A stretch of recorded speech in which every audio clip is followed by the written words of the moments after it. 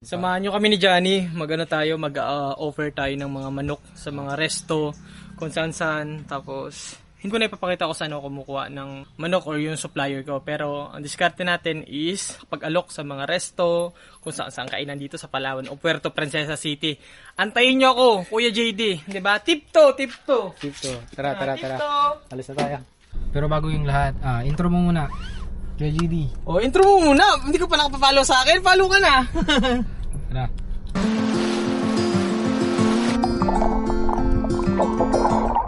Kamusta? Ako nga pala si Juno, tubong Palawan, isang simpleng tao na nangangarap tulad ninyo.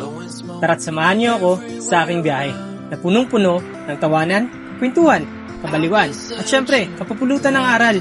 Bawat biyahe natin, makikita nyo kung gaano kaganda ang Palawan na tinaguriang The Last Frontier. Count to 10, then open up my eyes. If you're gone, I'll take it as a sign.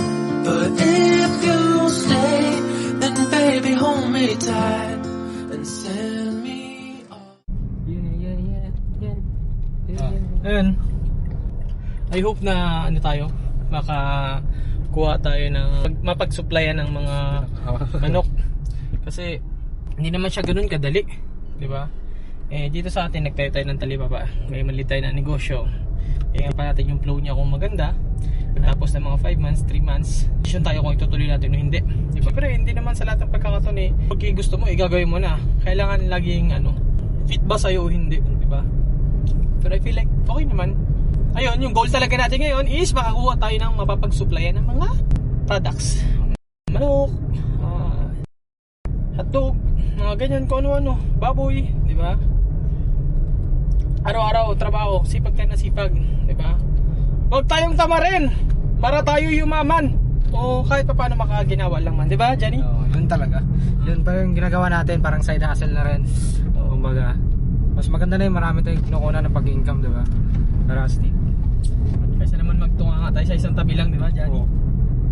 Tayo tamaan dyan. Wala talaga. Doon na lang tayo magkita-kita sa pupuntahan namin. Tara.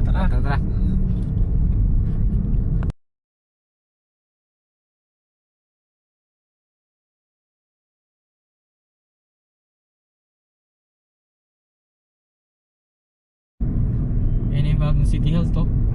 City Health ng Puerto Princesa City. Di ba? Nandito lang sa amin.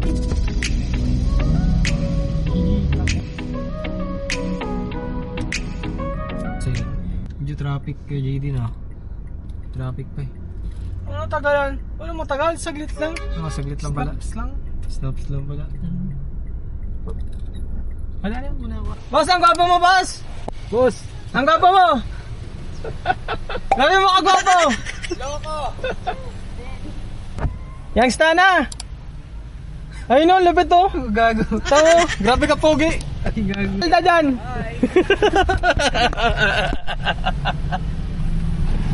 Ay, nakita tayo mga youngster na gago.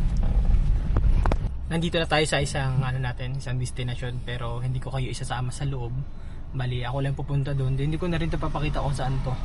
O kita-kita na lang tayo mamaya sa mga pupuntahan ko mga resto. Bye! Tal na ko na kay JD yung bibinta natin sa mga resto, i-alok natin tal. Tapos yun, inayos niya pa yung mga papel tol. Dito lang muna tayo sa sasakyan tol. JD.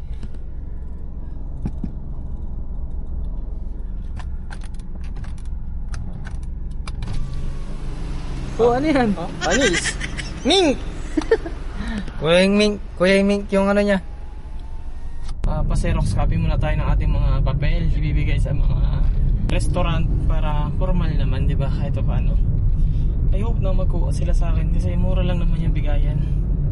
Hindi nga lang tayo nagpapautang kasi wala pa tayong puhunan na malaki. Pero kung may puhunan tayo, okay lang magpautang ng mga produkto.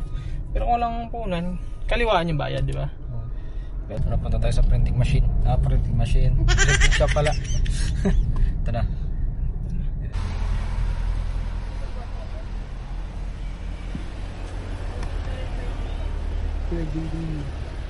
Nandun si JD. Yan, pupunta tayo para bigay natin sa mga gusto may natin. Kuya Jody. Hey. Sa lugar na to, dito tayo lumaki. Oh. As in, dito ako tambay nung bata ako. Parang 4 years old, lumipat kami dito sa San Jose, then nag-alis kami 2018 na.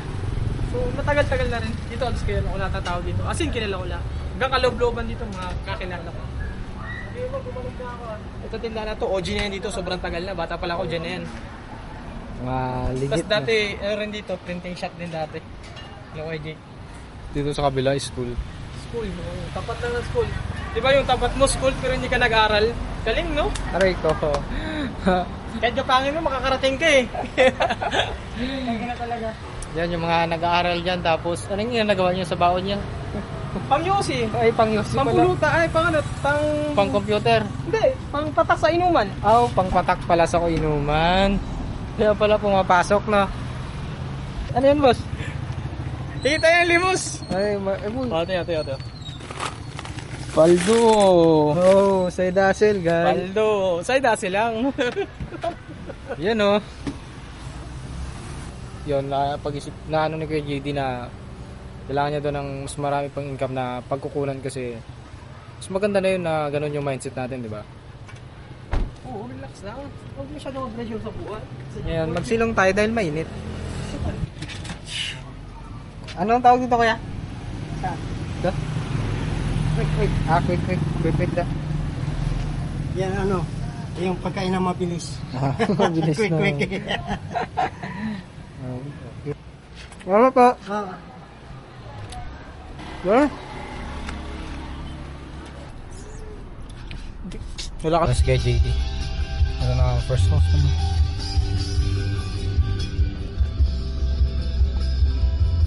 Ay, nagbigay niya na.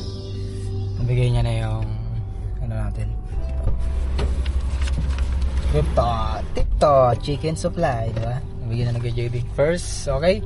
Yes. First. Sipag lang. Sipag lang, tara. Ano, friends?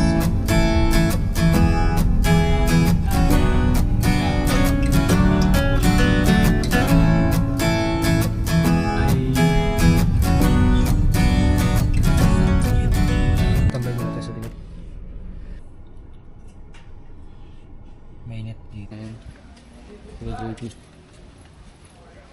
Bibigay si KJ din ng mga ano. Price list niya. Yan side hustle. Mainit siya tapos umuulan konti. Tapos marami na nabibigyan. Price list. Dito nagtatrabaho dati. Bigyan mo daw. Bigyan ko. Wait lang. 7641. Shoutout po kay Saan si ano? nakakaya lang, pero okay naman. Success boss.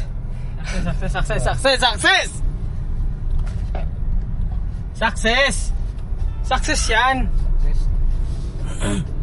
Antayin na lang natin kung may mga gano'n sa kanila ba order, ganito ganyan. Siyempre, ano yun namamalingki yan, mo bibili, ganito ganyan. Siyempre, minsan gusto rin nila ng hindi na masyadong hassle, ihati dala sa kanila. May mga gano'ng moment dyan, kaya malamang sa malamang bibili ang mga yan, di ba? Kahit mga 10 kilo lang, ilang kilo lang, hatid natin yan.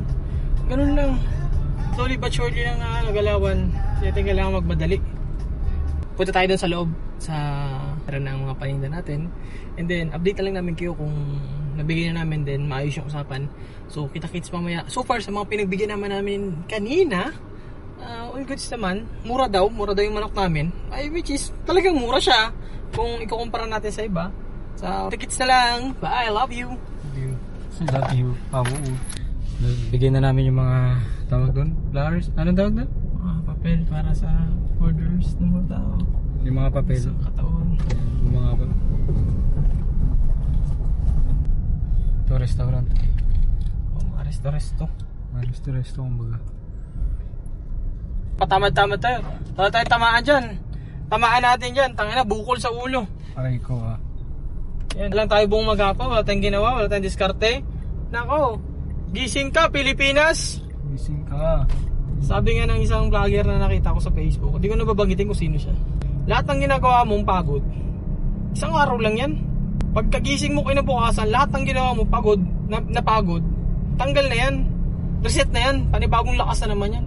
Kaya sa isang araw, pagudin mo yung sarili mo, sipagan mo na sipagan, di ba? Ganun yung parang wala ng bukas. Ganun dapat yung mindset. Kasi bukas mo kalawa pagkagising mo naman, pag natulog ka isang tulog lang, palakas ka na ulit, recharge na ulit yan. Sabi natin si Pagang kahit pangit ka. Aray ko. Ang sakit naman nun. Aray ko. Ayaw na pasaya ko ang mga araw nyo at magulo yung mga buhay. Di ba? Guloy natin ang mga buhay nyo. Mga punyeta! Pagagawa.